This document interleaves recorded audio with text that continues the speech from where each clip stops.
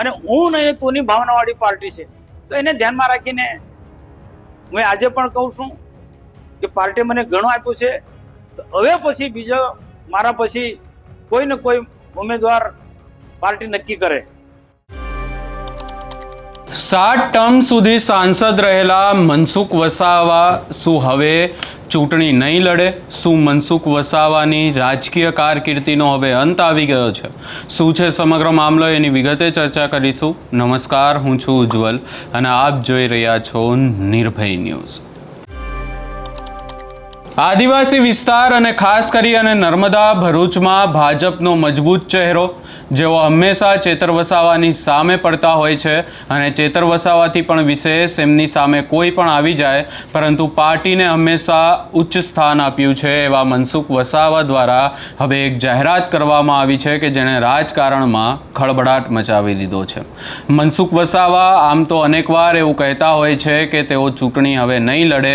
આગામી સમયમાં કદાચ એવી પણ વાત આવશે કે મનસુખ વસાવાની રાજકીય કારકિર્દીનો અંત આવી શકે છે, પરંતુ હવે મનસુખ વસાવાએ ખુલીને કહી દીધું છે કે યુવાનોને તક આપવાની જરૂર છે અને હવે ક્યાંક ને ક્યાંક મને પાર્ટીએ આટલા સમય સુધી જે ટિકિટ આપી અને મારા જેવા વ્યક્તિને આગળ લાવ્યા એના માટે પણ ક્યાંક ને ક્યાંક પાર્ટીનો આભાર માન્યો છે.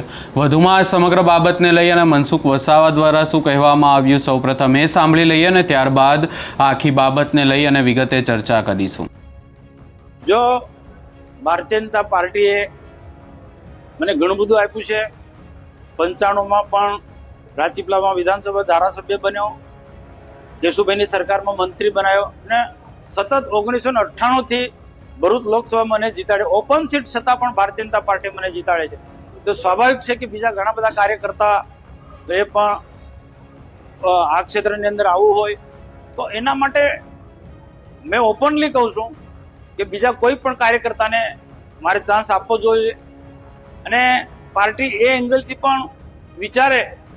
એટલે મેં અગાઉથી જ મેં કીધું છે કે ભારતીય જનતા પાર્ટી એક શિસ્તબદ્ધ પાર્ટી છે, કાર્યકર્તાઓની પાર્ટી છે, યુવાનોને આગળ ધરીને ચાલનારી પાર્ટી છે અને હું નહીં તોની ભાવનાવાળી પાર્ટી છે. તો એને ધ્યાનમાં રાખીને હું આજે પણ કહું છું કે પાર્ટી મને ઘણું આપ્યું છે, તો હવે પછી બીજો મારા પછી કોઈ ને કોઈ ઉમેદવાર પાર્ટી નક્કી કરે. જો ભારતીય જનતા પાર્ટીએ મને ઘણું બધું આપ્યું છે. 95માં પણ રાજપીપળામાં વિધાનસભા ધારાસભ્ય બન્યો, કેશુભાઈની સરકારમાં મંત્રી બનાવ્યો અને સતત 1998થી ભરૂચ લોકસભામાં મને જીતાડ્યો. ઓપન સીટ છતાં પણ ભારતીય જનતા પાર્ટી મને જીતાડે છે. તો સ્વાભાવિક છે કે બીજા ઘણા બધા કાર્યકર્તા એ પણ આ ક્ષેત્રની અંદર આવવું હોય તો એના માટે મેં ઓપનલી કહું છું કે બીજા કોઈ પણ કાર્યકર્તાને મારે ચાન્સ આપવો જોઈએ અને પાર્ટી એ એંગલથી પણ વિચારે. એટલે મેં અગાઉથી જ મેં કીધું છે કે ભારતીય જનતા પાર્ટી એક શિસ્તબદ્ધ પાર્ટી છે, કાર્યકર્તાઓની પાર્ટી છે, યુવાનોને આગળ ધરીને ચાલનારી પાર્ટી છે અને હું નહીં તોની ભાવનાવાળી પાર્ટી છે. તો એને ધ્યાનમાં રાખીને હું આજે પણ કહું છું કે પાર્ટી મને ઘણું આપ્યું છે, તો હવે પછી બીજો મારા પછી કોઈ ને કોઈ ઉમેદવાર પાર્ટી નક્કી કરે.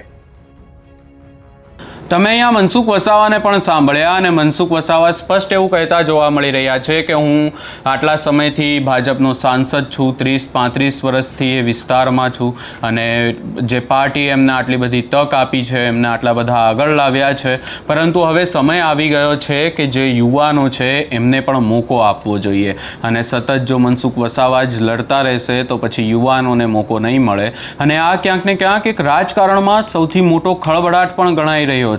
કારણ કે સ્થાનિક સ્વરાજ્યની ચૂંટણી છે અને આ ચૂંટણીના સમયે જ મનસુખ વસાવા દ્વારા જો આવું નિવેદન આપવામાં આવતું હોય તો પછી ક્યાંક ને ક્યાંક પાર્ટીને પણ મોટા પાયે નુકસાન જઈ શકે છે.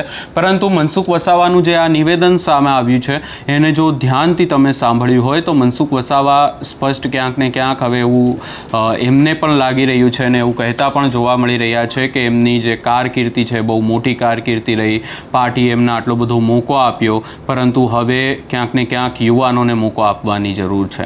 મનસુખ વસાવાની જો ચર્ચા કરીએ તો ભરૂચમાં જે તેઓ ભરૂચના સાંસદ છે, પરંતુ નર્મદા, ડેડિયાપાડા, આજુબાજુના તમામ વિસ્તારમાં એમની પકડ છે અને મનસુખ વસાવા છેલ્લા કેટલાય સમયથી એ વિસ્તારોમાં એક્ટિવ પણ છે. મનસુખ વસાવા સતત ચૂંટણીઓ લડી રહ્યા છે અને પાર્ટીને જીતાડી પણ રહ્યા છે. આ તમામ ચર્ચાઓની વચ્ચે હવે આજે મનસુખ વસાવાનું નિવેદન સામે આવ્યું છે. એણે રાજકારણની ગલીઓમાં એવી ચર્ચાઓ તેજ કરી દીધી છે કે શું હવે આ મનસુખ વસાવાની કારકિર્દીનો ક્યાંક ને ક્યાંક અંત હશે, ખાસ કરી અને રાજકીય કારકિર્દીનો. હજી આગામી સમયમાં એવું કહેવામાં આવી રહ્યું છે કે આદિવાસી વિસ્તારમાં મનસુખ વસાવાની ક્યાંક ને ક્યાંક પાર્ટીને જરૂર છે, પણ છેલ્લા થોડા દિવસોથી આપણે જોયું કે મનસુખ વસાવા પાર્ટીથી નારાજ ચાલી રહ્યા છે અને ખાસ કરી અને જે નવા નિયમો પાર્ટીમાં લાવવામાં આવી રહ્યા છે, જેવું કે આ સ્થાનિક સ્વરાજ્યની ચૂંટણીમાં નિયમ લાવવામાં આવ્યો કે 60 વર્ષથી વધુની ઉંમર હશે તો પછી જે ઉમેદવાર છે ઉમેદવારી પત્રક ના ભરી શકે, એનાથી પણ વિશેષ 3 ટર્મનો નિયમ લાવવામાં આવ્યો, પરિવારવાદનો નિયમ લાવવામાં આવ્યો. એટલે હવે એવું લાગી રહ્યું છે કે ભારતીય જનતા પાર્ટી પણ ક્યાંક ને ક્યાંક યુવાનો ઉપર એમનો ફોકસ વધારે હોય અને આવામાં જો મનસુખ વસાવા જેવા દિગ્ગજ નેતાઓ પણ રહેશે તો પછી ક્યાંક ને ક્યાંક પાર્ટીને નુકસાન પહોંચી શકે છે. એટલે હવે આજે મનસુખ વસાવા દ્વારા નિવેદન આપવામાં આવ્યું છે, એને લઈ તમારો શું અભિપ્રાય છે એ અમને કમેન્ટ કરી જરૂર જણાવશો ને અમારી ચેનલ નિર્ભય ન્યૂઝને લાઇક, શેર, સબસ્ક્રાઈબ કરવાનું ભૂલશો નહીં.